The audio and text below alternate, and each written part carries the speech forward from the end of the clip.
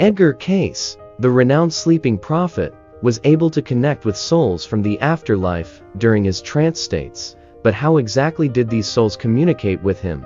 Did they speak in a language like ours? Did they have voices that could be heard? Today, we will explore the fascinating ways in which souls reached out to Edgar Cayce and the unique language of the spirit world.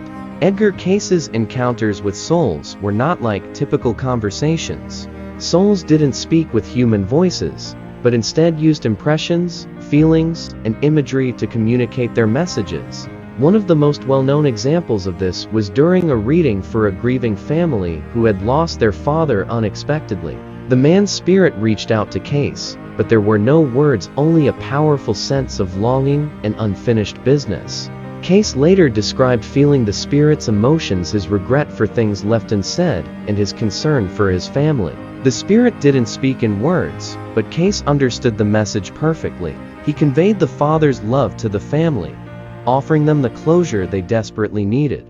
The language of the spirit was not in words, but in energy, emotion, and deep understanding. In another reading, Cayce connected with the spirit of a young woman who had passed in a tragic accident. Her spirit was filled with confusion and fear. She didn't appear to Cayce in the way we would expect, no audible words or clear form. Instead, she communicated through fragmented images of her accident and the overwhelming emotions she was still carrying. Cayce had to interpret these images, sensing the confusion she felt about her sudden death.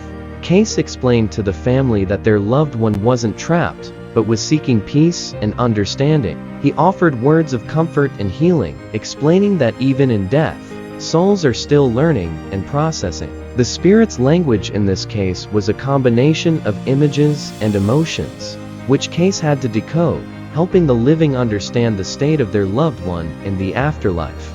Perhaps one of the most intriguing aspects of Edgar Cayce's communication with spirits was the way he described their messages as coming from a higher plane of consciousness.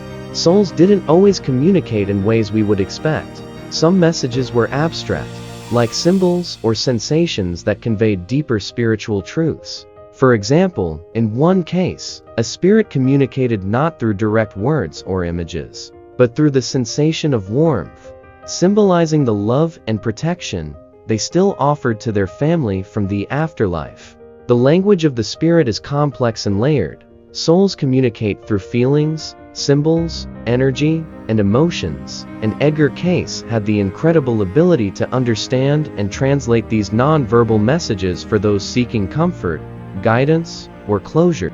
These encounters remind us that communication with the spirit world is possible, though it is not bound by human limitations.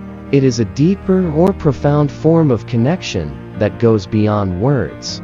Through his trances, Edgar Cayce gave us a glimpse into the language of the soul, a language that transcends words and is felt through the heart and spirit. If you've ever wondered how the departed reach out to the living, know that they speak through love, emotion, and understanding. Thank you for joining us. Please like, subscribe, and share this message with others who may be seeking answers from the spiritual world.